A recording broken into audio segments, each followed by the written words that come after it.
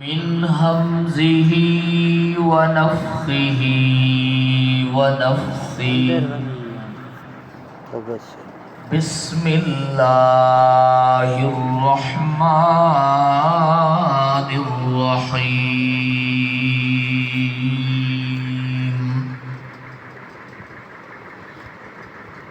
ربنا وابعث فيهم رسولا منهم يتلو عليهم آياتك ويعلمهم الكتاب والحكمة ويزكيهم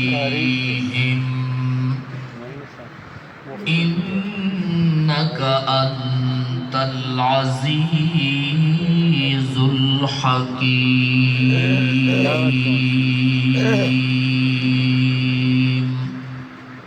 درود پاک پڑھیں. کا اہتمام کیا گیا ہے. برادر مکرم مولانا محمد عثمان صاحب نے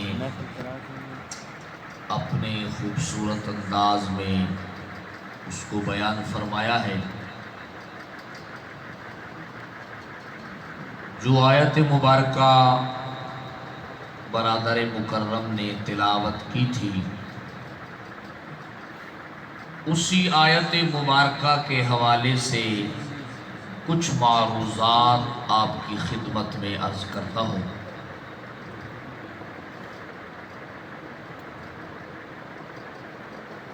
دو چیزیں ہیں. ایک ہے نبی پاک صلی اللہ علیہ وسلم کی تخلیق کا مقصد، اور ایک ہے آپ کی بعثت اور رسالت کا مقصد. چیزیں دو ہیں مگر دونوں کا مقصد ایک ہے. جو مقصد ہے اللہ کے حبیب کی تخلیق کا، پیدا ہونے کا، وہی مقصد ہے آپ کو نبی اور رسول بنانے کا. اور یہ مقصد ایسا ہے دوستو جو صرف انبیاء کے ساتھ خاص نہیں، ہر انسان کی تخلیق کا یہی مقصد. مشہور آیت مبارکہ ہے کلام مجید میں، اللہ نے فرمایا وَمَا خَلَقْتُ الْجِنَّ، بولے ذرا، وَمَا خَلَقْتُ الْجِنَّ وَالْإِنسَ إِلَّا لِيَعْبُدُونَ. خالق فرماتے ہیں کہ میں نے جنوں کو اور انسانوں کو خلق کیا ہے، ان کو پیدا کیا ہے. ان کی تخلیق کا ایک ہی مقصد ہے میری عبادت کرنا. کیا کرنا جی؟ میری. اب آپ یہ دیکھیں اللہ رب العزت نے فرمایا کہ تمام جنات اور تمام انسان، ان کی تخلیق کا ایک ہی مقصد ہے. کون سا؟ کس کی عبادت کرنا. یہ ایک تربیتی پروگرام ہے. سبق سمجھ لیں. ایک آپ کے سامنے پڑھ رہا ہوں، یاد دہانی کے لیے اس کو میرے نوجوان بھائی بزرگ اچھے طریقے کے ساتھ سنیں اور سمجھنے کی کوشش فرمائیں. کیوں؟ اس لیے کہ آج لوگ عجیب عجیب باتیں، بولیاں سننے کو ملتی ہیں. آسمان کی تخلیق کا یہ مقصد ہے، زمین کی تخلیق کا یہ مقصد ہے، سمندروں کی تخلیق کا یہ مقصد ہے، دریاؤں، پہاڑوں، حجر شجر، ان کی تخلیق کا یہ مقصد ہے.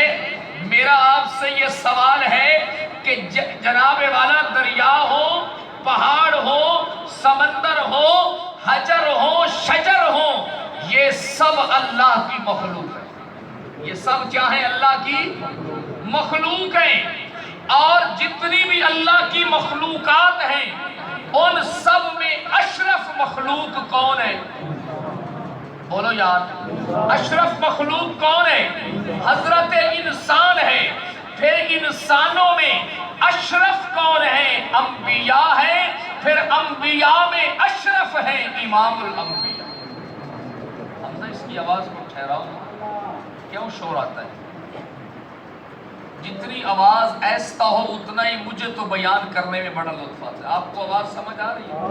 بھائی اتنی کافی ہے نا، شور کی ضرورت ہے، یہ آواز ہلے نہیں، آگے پیچھے نہ ہو۔ جتنی بھی کائنات میں چیزوں کے ہم نام لے لیں، یہ ساری چیزیں اللہ کی مخلوق ہیں یا نہیں جی؟ بولو یار، مخلوق ہے۔ ان میں اشرف مخلوق کون ہے؟ حضرت۔ پھر انسانوں میں اشرف کون ہے؟ انبیاء۔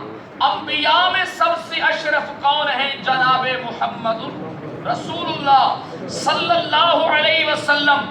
آپ دیکھیں میرے بھائیوں، جھگڑے کا مسئلہ ہی نہیں ہے، مسئلہ تو اللہ کی کتاب کا ہے۔ اللہ نے فرمایا وَمَا خَلَقْتُ الْجِنَّ وَالْإِنسَ إِلَّا لِيَعْبُدُونَ، میں نے تمام جنوں کو، تمام انسانوں کو اپنی عبادت کے لیے پیدا کیا ہے۔ توجہ کرنا، جب اشرف المخلوق پیدا کیا گیا ہے عبادت کے لیے، تو حجر و شجر کس لیے پیدا ہو؟ وہ کسی اور کے لیے پیدا ہوں گے۔ اچھا آگے چلیے ذرا، اللہ کہتے ہیں تمام انسان، ان کی تخلیق کا مقصد میری عبادت ہے۔ انبیاء اس آیت میں داخل ہیں یا خارج ہیں؟ بھائی بولو تو صحیح۔ وَمَا خَلَقْتُ الْجِنَّ اس انس کے اندر انبیاء ہیں یا نہیں ہیں؟ بولو۔ اور انبیاء انسان ہیں یا نہیں ہیں؟ اب بولو تو صحیح، انسان ہے نہیں، یہ مسئلہ آپ کو یاد کروانا ہے۔ اس لیے کہ ہمارے اپنے دیوبندی کہلانے والا ایک بیچارہ طبقہ ایسا ہے جن کے خطیب کھڑے ہوتے ہیں، آدھا گھنٹہ چیزیں بیان کرتے ہیں اور پھر کہتے ہیں یہ ساری چیزیں محبوب رب تجھے نہ بناتا تو ان کو بھی نہ بناتا۔ سمجھ آ گئی جناب والا؟ یہ قرآن مجید کی آیت میں نے پڑھی ہے، آپ رکھیں لوگوں کے سامنے، مفتیان کے سامنے، خطیبوں کے سامنے، کہ اللہ فرماتے ہیں میں نے انسانیت کو پیدا کیا ہے اپنی عبادت کے لیے۔ اس آیت میں انسانیت میں انبیاء ہیں یا نہیں ہیں؟ بولو تو صحیح یار، انبیاء ہیں، امام الانبیاء ہیں، تو پھر کیوں نہیں مان لیتے مسئلہ توحید کو؟ جب انبیاء کی تخلیق کا مقصد مسئلہ توحید ہے، جب میرے نبی کی تخلیق کا مقصد مسئلہ توحید ہے، تو کائنات کی کسی اور چیز کی تخلیق کا مقصد اللہ کی توحید کے علاوہ ہو سکتا ہے؟ سمجھ آئیے بات؟ یہ رکھیں آپ لوگوں کے سامنے بات کہ اللہ فرماتے ہیں وَمَا خَلَقْتُ الْجِنَّ وَالْإِنسَ إِلَّا،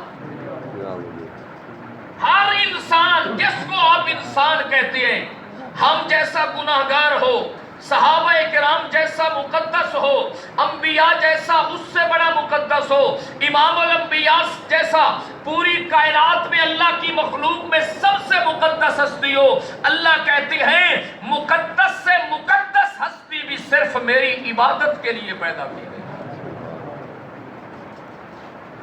اس لیے قرآن مجید میں اللہ فرماتے ہیں وَإِن مِّن شَيْءٍ إِلَّا يُسَبِّحُ بِحَمْدِهِ، اللہ کہتے اس کائنات میں کوئی چیز بھی ایسی نہیں ہے مگر ہر چیز میری تسبیح بیان کرتی ہے۔ سمجھ آئے گی؟ ہر چیز کیا کرتی ہے؟ میری۔ اچھا آپ یہ بتائیں، انبیاء آئے، دنیا سے چلے گئے، کائنات باقی ہے یا ختم ہو گئی؟ بولو تو صحیح یار، بولتے نہیں آپ لوگ۔ کائنات باقی ہے یا ختم ہو گئی؟ اگر کائنات کسی اور کے لیے بنائی جاتی، جب وہ نہ رہتے تو پھر کائنات بھی باقی۔ ایک وقت آئے گا کہ کائنات ختم ہو جائے گی۔ کب ختم ہوگی؟ جب زمین پہ صدا نہیں آئے گی کس کی؟ لا الہ۔ اس وقت درخت نہیں رہیں گے، اس وقت پہاڑ نہیں رہیں گے، اس وقت زمین نہیں رہے گی، دریا نہیں رہیں گے، سمندر نہیں رہیں گے، کچھ بھی نہیں رہے گا۔ جب نہیں ہوگا کون سی صدا؟ بولو تو صحیح یار، لا الہ الا اللہ۔ اس لیے یاد رکھیں، اللہ نے اس کائنات میں اگر میرے محبوب پیغمبر کی تخلیق کا مقصد اس کی پہچان ہے تو پھر کائنات میں کوئی میرے نبی سے تو مقدس نہیں ہے کہ اس کی تخلیق کا مقصد کوئی اور ہو۔ یہ بات اپنے ذہنوں میں آپ بٹھا لیں۔ اور جو لوگ بیچارے بیان کرتے ہیں کہ لولا کا لما خلقت کہ محبوب آپ نہ ہوتے افلاک بھی، یہ آپ نوٹ فرمانے میں کوئی آپ کے علاقے سے باہر کا نہیں، یہ ایسی روایت ہے حدیث کی کسی کتاب میں اس کی سند ہی کوئی سمجھ آ رہی ہے؟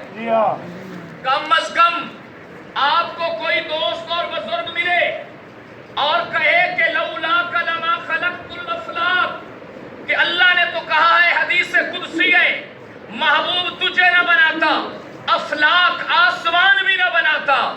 آپ نے لڑنا نہیں ہے، محبت سے کہنا ہے حدیث قدسی کہہ رہے ہو، کہیں گے کہہ رہے ہیں، کہو بس حدیث کی کسی کتاب سے اس کی سند، اس کی سند ہی کوئی نہیں، اس کی کیا ہے بھائی جان؟ سند ہی کوئی نہیں ہے۔ ہاں سنیے، ایک اور آپ کو بتاؤں گے پھر کہ آدم علیہ السلام کے ساتھ مسئلہ بنا تھا تو انہوں نے اللہ کے نبی کا کیا دیا تھا؟ بولو تو صحیح یار، کیا دیا تھا؟ واسطہ۔ اور اب اگر ہم کہیں تو اور بات ہے، خود بریلوی مکتبہ فکر کے علماء نے لکھا ہے کہ یہ روایت بھی سندن ضعیف ہے۔ یہ روایت بھی سندن کیا ہے؟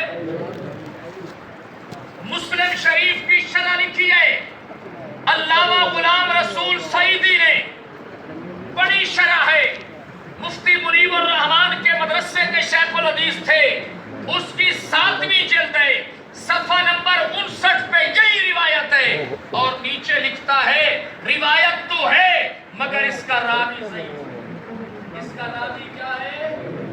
پھر صحیح جو بات ہے کتاب کی وہ مان لو کہ جناب آدم کی دعا شروع ہوئی تھی کس لفظ سے؟ بولو تو صحیح یار، کس سے؟ ربنا سے شروع ہوئی تھی۔ سمجھ آ گئی؟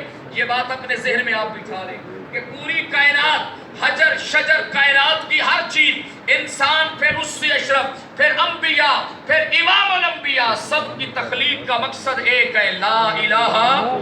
واپس آ جائیے ذرا، میں بات کر رہا تھا آپ دوستوں کے لیے، بالکل صحیح حدیث ہے، اللہ کے حبیب نے ارشاد فرمایا لا تقوم الساعہ، اس وقت تک قیامت قائم نہیں ہوگی جب تک زمین پہ ایک بھی مخلص، ایک بھی موحد موجود ہے، زندہ موجود ہے، جو کیا صدا لگاتا ہے؟ سارے بولیں گے تو مسئلہ سمجھاؤں گا، لا الہ الا اللہ۔ اگر ایک بھی موجود ہے تو آ سکتی؟ ایمانداری سے بتاؤ، جو کہتی ہیں کہ اللہ کے حبیب ہر وقت ہر جگہ پہ موجود ہیں، اللہ کے نبی زندہ ہیں، اللہ کے حبیب پر موت نہیں آئی، ایمانداری سے بتاؤ اگر ایک امتی زندہ ہو قیامت نہیں آ سکتی، میرا مصطفیٰ خود دنیا میں زندہ ہو قیامت آ سکتی ہے؟